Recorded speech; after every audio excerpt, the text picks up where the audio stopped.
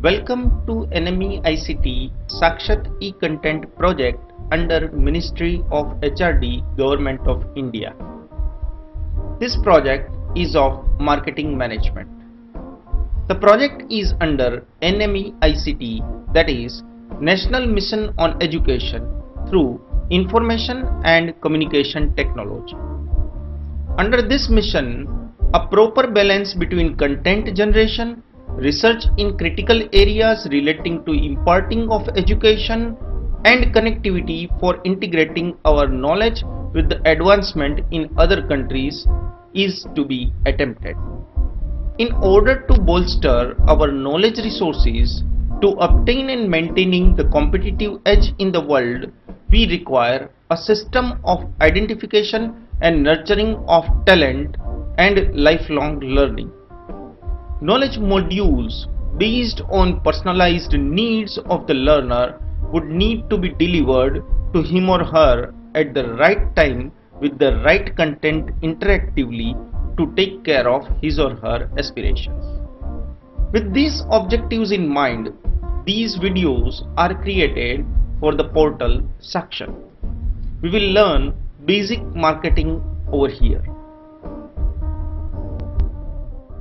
Hi, I am LL means learner. I am learner of marketing management. I'll learn marketing in master's class. The desire for learning marketing comes out of interest. This is very interesting topic. Marketing management is seen everywhere in the society. You see up or down, you see here and there, you can see brand names and logos and advertisements and people working in marketing area. I am very much interested in learning marketing. Let us learn marketing from Dr. Badiyani. He is going to teach marketing management under Sakshat e-content development project under National Mission on Education through Information and Communication Technology, that means N-M-E-I-C-T.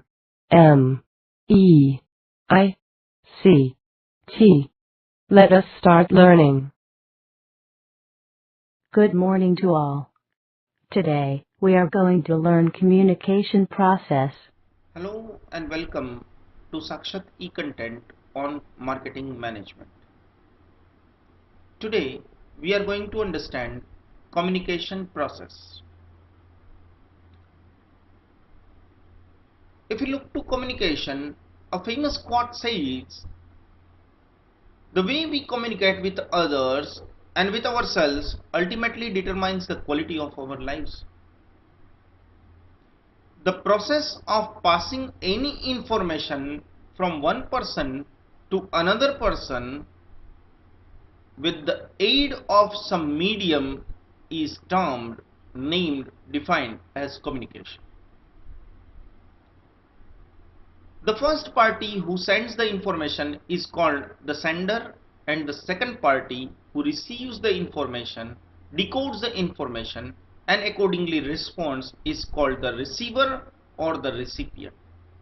The first party over here encodes in some languages, some symbols, etc.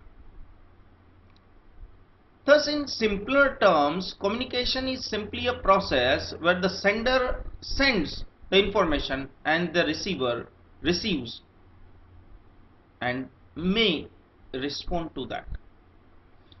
Communication is a process of exchanging verbal and non-verbal messages. It is a continuous process. Prerequisite of a communication is a message. The message must be conveyed through some medium to the recipient. It is essential that this message must be understood by the recipient in same terms as intended by the sender. He must respond within a time frame. Thus, communication is a two-way process and is incomplete without a feedback from the recipient to the sender on how well the message is understood by him, or maybe through some other ways. The main components of the communication process, they are: number one, context. Communication is affected by the context in which it takes place. This context may be physical, social, chronological, or cultural. Every communication process proceeds with context. The sender chooses the message to communicate with a context, a reference. Second, sender or encoder. Sender or encoder is a person who sends the message. A sender makes use of symbols, words or graphics or visual aids to convey the message and produce the required response. For example, a training manager conducting training for a new batch of employees. Sender may be an individual or a group or an organization. The views, backgrounds, approach, skills, competencies and knowledge of the sender have a great impact on the message. The verbal and non-verbal symbols chosen are essential in ascertaining interpretation of the message by the recipient in the same terms as intended by the sender. Third is message. Message is a key idea that the sender wants to communicate. It is a sign that elicits the response of the recipient. Communication process begins with deciding about the message to be conveyed. It must be ensured that the main objective of the message is clear. Well, if we talk about encoding part over here, the message should be encoded in proper language. There should not be any kind of noise, the disturbance in encoding. Like if I don't know English and I try to communicate in English, that is what is the problem in encoding in a language. Next is medium. Medium is a means used to exchange or transmit the message. The sender must choose an appropriate medium for transmitting message, else the message might not be conveyed to the desired recipients. The choice of appropriate medium of communication is essential for making a message effective and correctly interpreted by the recipient. This choice of communication medium varies depending upon the features of communication.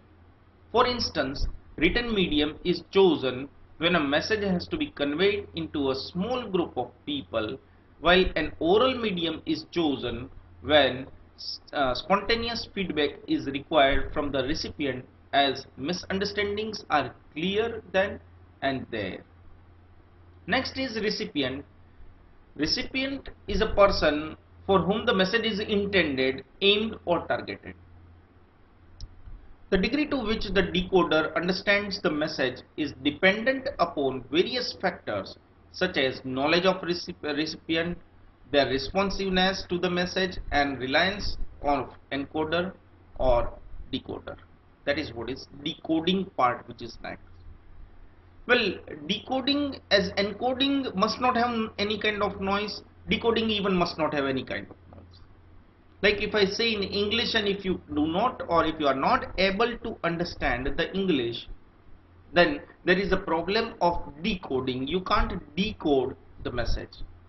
If somebody speaks in other foreign language like German, which you cannot understand, then you can say it's a problem of decoding. It's not a problem of encoding with the sender, it's a problem of decoding with the recipients. Next is feedback. Feedback is the main component of communication process because it permits the sender to analyze the efficacy of the message. Well, if we don't say it as a main, then it must be very important over here. It helps the sender in confirming the correct interpretation of message by the decoder. Feedback may be verbal or non-verbal. It may take a written form also in the form of reports or memos or etc. Dynamic dimensions of the communication process. The communication process is transactional, irreversible, inevitable and multidimensional. Transaction means that communicators initiate and interpret messages simultaneously. Communication is irreversible because it moves forwards and creates a history between communicators.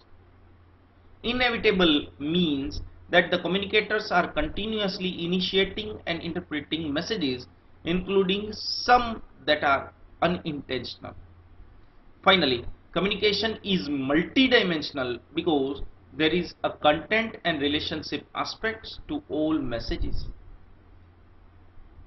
Civility, diversity and ethics important for communicators. The civil communicator cares about and participates in the world at large in ways that balance individual rights with the welfare of others.